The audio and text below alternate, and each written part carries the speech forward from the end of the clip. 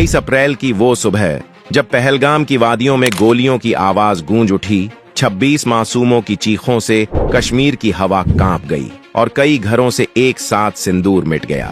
लेकिन भारत चुप नहीं बैठा। देश की बेटियों की मांग का बदला लेने के लिए चला ऑपरेशन सिंदूर, एक ऐसा मिशन जो सिर्फ बदले की नहीं, इंसाफ की कहानी है। ना कमांडो भेजे गए, ना फाइटर जेट्स लहराए, इस बार जवाब आया सीधे आसमान से, मिसाइल स्ट्राइक, वो भी पाकिस्तान के घर के अंदर। बहावलपुर, जैश का गढ़ और मसूद अजहर का ठिकाना सब तबाह। लेकिन सवाल उठता है, मिसाइल स्ट्राइक कैसे होती है, इतनी सटीक कैसे होती है, और भारत ने इस बार ये रास्ता क्यों चुना? क्या पाकिस्तान अब वाकई युद्ध की ओर बढ़ रहा है? जाने इस वीडियो में ऑपरेशन सिंदूर की इनसाइड स्टोरी, तकनीक का कमाल और वो खौफनाक सच जिसे जानकर रूह कांप उठेगी। सबसे पहले बात, इस मिशन का नाम ऑपरेशन सिंदूर क्यों रखा गया? दरअसल यह नाम उन महिलाओं को समर्पित है जिनके घर के पुरुषों के पहलगाम में 22 अप्रैल को आतंकियों ने हत्या कर दी थी। उनसे उनका सिंदूर छीन लिया था। इंडियन एयरफोर्स ने मंगलवार को करीब 2 बजे पाकिस्तान ऑक्यूपाइड कश्मीर के भीतर मिसाइल स्ट्राइक की।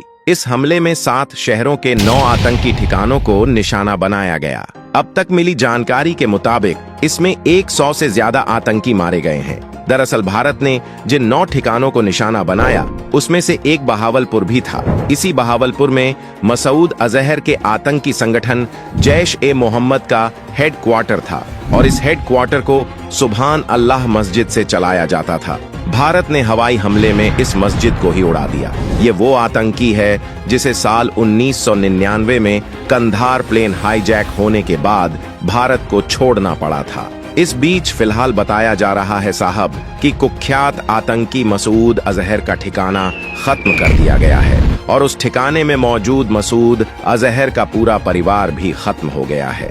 पाकिस्तान के इंटर सर्विसेज पब्लिक रिलेशंस यानी ISPR के डायरेक्टर लेफ्टिनेंट जनरल अहमद शरीफ चौधरी ने कहा, भारत ने 24 मिसाइलें दागी हैं। तो अब सवाल है कि पहलगाम हमले का बदला लेने के लिए भारत मिसाइल स्ट्राइकिंग क्यों? भारत ने सीमा पार आतंकी ठिकानों और उनके कैंपों के लोकेशन तय करके मिसाइल हमले किए। उन्हें रोक पाना पाकिस्तान के लिए लगभग इम्पॉसिबल था। अब तक की जानकारी के अनुसार यह स्ट्राइक एयरफोर्स के राफेल जेट्स में लगी स्कैल्प ईजी मिसाइल और हैमर बम से अंजाम दी गई है। स्कैल्प ईजी एक लंबी दूरी की एयर लॉन्च क्रूज मिसाइल है। भारत ने इसे राफेल लड़ाकू विमानों के साथ खरीदा है। डिफेंस एक्सपर्ट्स का मानना है साहब कि सर्जिकल और एयर स्ट्राइक के मुकाबले मिसाइल स्ट्राइक चुनने की 3 बड़ी वजह हैं। स्कैल्प EJ जैसी क्रूज मिसाइल इतनी नीचे और तेज उड़ती है कि इन्हें ट्रैक करना और रोक पाना पाकिस्तान के लिए लगभग नामुमकिन है। ऐसे मिसाइल अटैक इतने सटीक होते हैं कि सीधा टारगेट को हिट करते हैं। कोलेटरल डैमेज की पॉसिबिलिटी ना के बराबर होती है।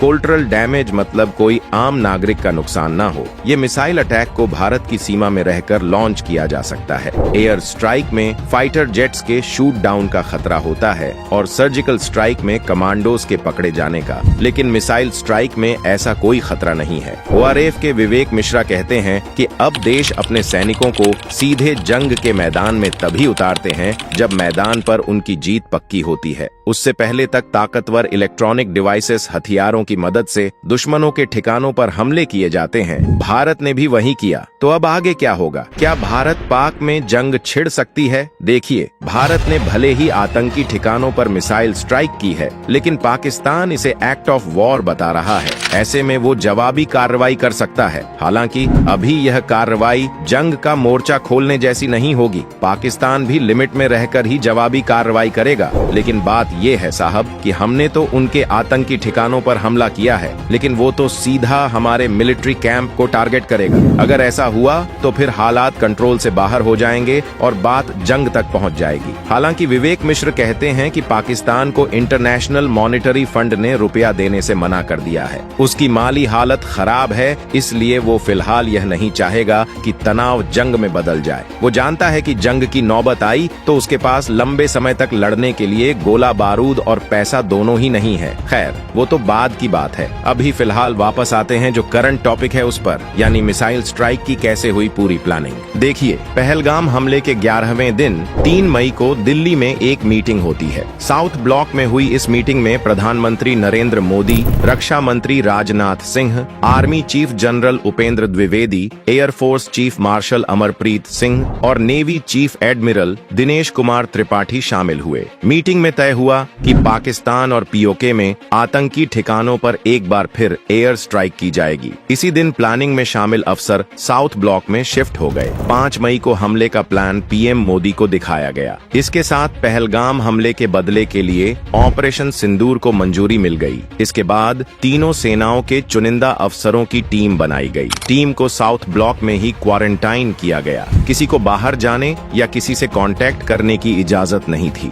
उन्हें पर्सनल फोन इस्तेमाल करने या परिवार से बात करने की भी परमिशन नहीं दी गई। इसके बाद ऑपरेशन सिंदूर के लिए 6-7 मई की रात को चुना गया। सेना ने देर रात सोशल मीडिया पर ऑफिशियल बयान जारी कर कहा, इंसाफ हो गया है। साथ में ऑपरेशन सिंदूर की फोटो भी शेयर की। ऑपरेशन सिंदूर पूरा होने से ठीक पहले भारतीय सेना ने सोशल मीडिया प्लेटफॉर्म एक्स पर एक वीडियो पोस्ट किया। इस वीडियो में टैंकों के फायरिंग, लड़ाकू विमानों से मिसाइल लॉन्च और हमले की ट्रेनिंग ले रहे सैनिक थे। इसके साथ संस्कृत में लिखा था, प्रहारय सन्निहिता जया प्रशिक्षण, यानी हमला करने के लिए तैयार, जीतने के लिए प्रशिक्षित। इसके बाद ऑपरेशन सिंदूर की ब्रीफिंग के लिए कर्नल सोफिया कुरैशी और विंग कमांडर व्योमिका सिंह सामने आईं। उनके साथ विदेश सचिव विक्रम मिश्री भी थे। ब्रीफिंग से पहले आतंकी ठिकानों पर स्ट्राइक का 2 मिनट का वीडियो भी प्ले किया गया। इसमें दिखाया गया कि मंगलवार रात 1:04 से 1:11 के बीच,